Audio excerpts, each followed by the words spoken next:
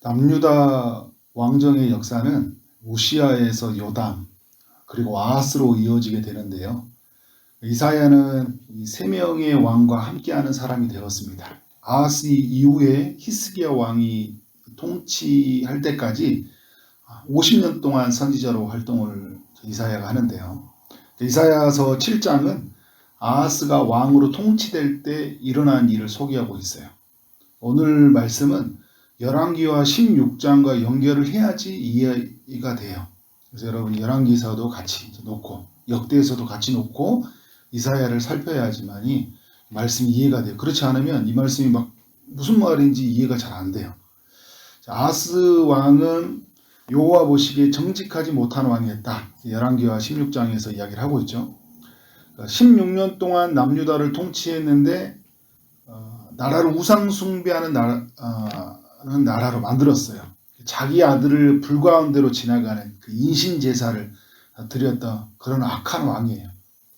하나님을 떠난 그의 삶에 엄청난 시련이 찾아오는데 아람 왕과 북이스라엘 이 왕 베가가 연합을 해서 쳐들어옵니다.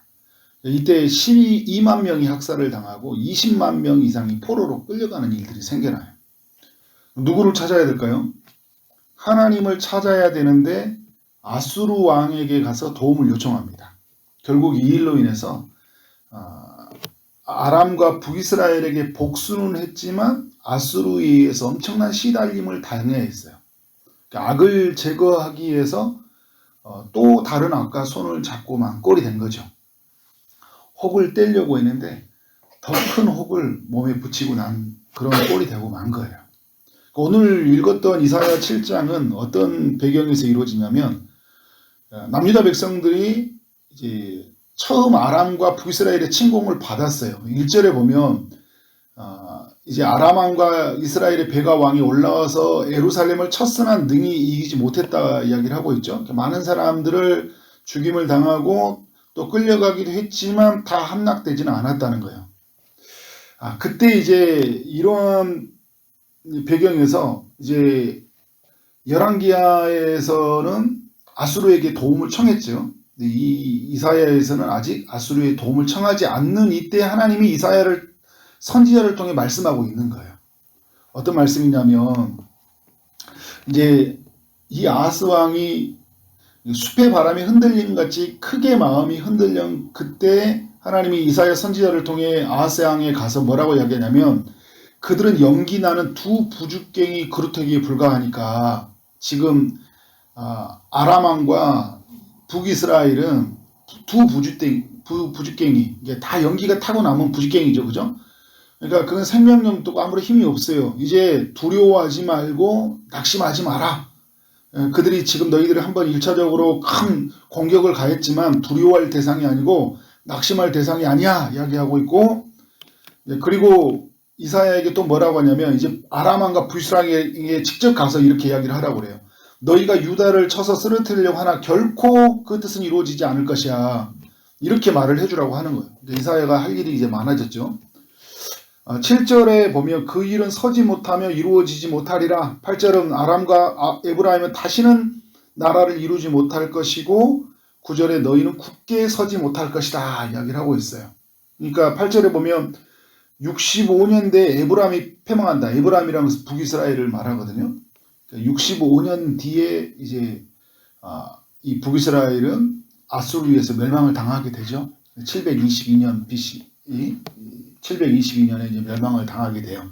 이 예언을 이사야가 하나님의 뜻을 받고 전달을 하게 된 거죠. 10절 이하에 보면 하나님은 아하스 왕에게 한 징조를 줄 것이다 이야기를 해요. 그래 뭐라고 하냐면 한 징조를 구하라. 깊은 데에 가서 구하라 하니까 12절에 아하스가 뭐라고 해요? 나는 구하지 아니하겠나이다. 나는 여호와를 시험하지 아니하겠나이다. 아하스가 굉장히 믿음이 좋은 사람처럼 보이잖아요. 근데 여러분이 열왕기하와 또 역대하러 가보면 지금 아하스가 믿음이 좋은 사람이에요. 인신제사를 드린 사람이에요. 마음에 악이 가득한 사람이죠. 그러니까 무슨 말이냐면 내 생각을 굽히지 않겠다는 거예요. 어떤 생각? 하나님을 의지하는 것보다 내가 생각한 계산이 있죠. 누구에게 가요? 아수르에 가서 도움을 요청하는 자기 생각이 틀리지 않았다. 그러니까 눈에 보이는 것이 그의 마음을 주장하고 있었기 때문에 하나님의 뜻은 중요하지 않아요. 그러니까 하나님이 무슨 말씀하면 오히려 더 혼란스러워요. 기도하면 더 힘들어요. 여러분 그런 사람들 있죠. 말씀 들으니까 더 생각이 어려워졌대. 그건 무슨 말이에요? 철저하게 내가 인간적인 생각에 붙들려 있다는 거예요. 그러니까 내가 하나님의 뜻에 초점에 맞춰져 있지 않고 내 생각으로 자꾸 살아가려고 하는 그러니까 아하스와 같은 사람들이 이 시대에 얼마나 많이 있는지 몰라요. 근데 하나님이 주신 징조, 하나님이 말씀하는 건 뭐냐면 바로 처녀가 잉태하여 아들을 낳을 것이다. 이런 징조를 하나님께서 허락하셔요. 여러분 남자를 알지 못하는 처녀가 잉태할 수 있고 아들을 낳을 수 있어요? 없죠. 아브라함과 한나와 같이 아이를 낳지 못하다가 그렇게 하나님이 아이를 주신 경우가 있지만 처녀가 잉태한 경우는 없어요. 남자를 알지 못하는 사람이 아이를 잉태할 수 없고 아들을 낳을 수 없다는 거죠. 그런데 여러분 하나님이 그렇게 하겠다는 거예요. 그렇게 하시겠다는 이유가 뭐예요? 하나님이 함께하는 자, 그가 태어날 것인데 그의 이름은 임마누엘이다. 임마누엘은 하나님이 함께 하겠다는 거예요. 결국 이 아하스에게 알려주고자 하는 하나님의 뜻은 뭐냐면 하나님이 너희와 함께 하겠다는 거예요. 너희와 함께 하겠다는 징조를 보이겠다는 거예요. 너희가 생각할 수 없는 말도 안 되는 방법인데 하나님이 그 말도 안 되는 그 방법으로 하나님이 함께 하겠다는 거예요. 세상의 힘이 아무리 강하고 그들이 연대를 하고 다 무너뜨리려고 해도 내가 너희와 함께 하겠다는 거예요. 너희를 버리지 아니하고 떠나지 않겠다. 근데 여러분 이 아하스 왕이 하나님 앞에서 이렇게 불신하고 그 우상을 숭배하는 이 죄를 범하여도 불구하고 하나님 함께 한다는 이유가 뭘까요? 은혜죠. 그러면 아하스 왕이 선해서 하나님이 은혜를 베푸시는 거예요? 이스라엘 남유다 땅에 다윗에게 주신 약속을 보존하기 위해서 그에게 베푸는 은혜예요. 왕위를 보존한대요. 아하스를 여러분 죽이면 어떻게 돼요? 다윗의 왕조가 이어지지가 않잖아요. 그래서 하나님이 다윗에게 준 약속을 이루기 위해서 그에게 은혜를 베푸는 거예요. 또 하나 이사야서 6장에서 이야기하고 있죠. 하나님 어떤 약속을 주었어요? 그루터기 약속을 줬잖아요. 다 베어낼 거라고 했거든요. 악을 행한 사람과 아하스도 다 베어내야 돼요. 남겨뒀어요. 그루터기로. 그래서 뭘 하는 거예요? 생명을 보존해서 나중에 이제 누가 태어나요? 아하스 다음에? 히스기야가 태어나잖아요. 히스기야 이후에 결국은 남겨주고 남겨져서 누가 태어납니까? 예수 그리스도가 태어나게 되죠. 하나님의 은혜죠. 그래서 하나님이 함께 하심, 하나님의 일하심들을 남유다 땅 가운데 드러내시려고 하는 거예요. 그럼 이 아하스가 이걸 알아야 될까요? 자기 자신이 그렇게 죄를 지음에도 불구하고 하나님 함께 한다? 자기 백성을 보존한다? 그러면 누구 편에 서야 돼요? 하나님 뜻의 편에 서야 되죠. 근데 그렇지 못해요. 자, 2차적으로 알려주고는 음성이죠. 이거는 인류 모두에게 알려주시고자 하는 약속인 거예요. 성령으로 잉태된 하나님의 아들이 이 땅에 오실 것이다. 곧 메시아가 이 땅에 와서 죄에 빠진 사람들을 구원할 것이다. 구원한 백성들과 영원히 임마누엘, 내가 세상 끝날까지 너희와 함께 할 것이다. 예수님이 오셔서 이야기하셨죠. 그래서 여러분 마태복음의 1장에서는 예수님의 이름을 뭐라고 해요? 그가 임마누엘이라 이야기를 하고 있잖아요. 이 약속을 지금 이 남유다 땅에 주고 있는데 이사야서를 보면 계속해서 이 메시아에 대한 약속을 줘요. 점진적 계시라고 하거든요. 무슨 말이냐면 메시아가 올 건데 점점 더 구체적으로 명확하게 선명하게 드러나요. 그래서 이사야 53장에 가보면 그는 고난받는 종, 어떻게 이 땅에 오실 것인지가 딱 분명하게 드러나죠. 이제 15절 이하에 보면 하나님이 남유다 백성들에게 향한 보호와 아람 땅과 북이스라엘 땅에서 그들에게 심판에 대한 이야기를 해주고 있습니다. 그들이 어떻게 심판을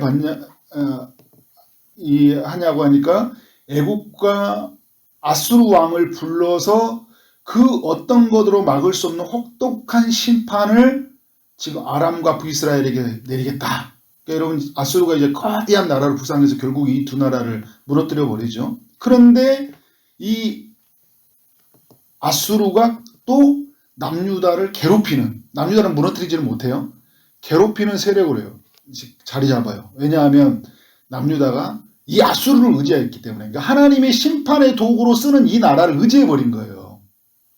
그러니까 여러분 우리가 하나님의 심판으로 지금 세상은 다 심판하시죠? 그런데 우리가 이 세상을 의지하고 있는 거예요. 우리가 하나님을 의지한다고 말을 하면서도 결국은 뭐냐면 이 세상을 놓지 않고 있어요. 하나님 뭐냐면 이 세상도 멸망하시지만 오늘 우리가 이 세상을 통해 괴롭힘을 많이 당하잖아요. 하나님 사람들이. 계속 그걸 붙잡으니까. 그걸 이제 아하스가 경험하고 있는 거죠. 근데 여러분, 자신의 백성들에게 어떤 약속을 하냐면 먹이시고 푸른 초장에 앉으실 것이다. 그러니까 하나님을 의지하는 백성들에게는 먹이실 것이다. 푸른 초장에 앉을 것이다. 라는 이 약속을 지금 이 아하스에게 주고 있습니다. 네, 여러분, 오늘 우리는 이 아하스의 이야기를 살펴보고요. 7장의 이야기를 살펴보면서 우리는 어쩌면 아하스와 같은 사람들이다 라는 생각이 들었어요. 아하스 보고 어떻게 저럴 수 있을까라는 생각이 드는데 아하스와 같이 어쩌면 우리는 저렇게 똑같이 살아갈 수 있을까라는 생각이 들어요. 어떻게 하나님 우리가 너무 큰 죄를 짓고 살아가고 있는데도 불구하고 그럼에도 불구하고 하나님이 자비를 베푸시잖아요.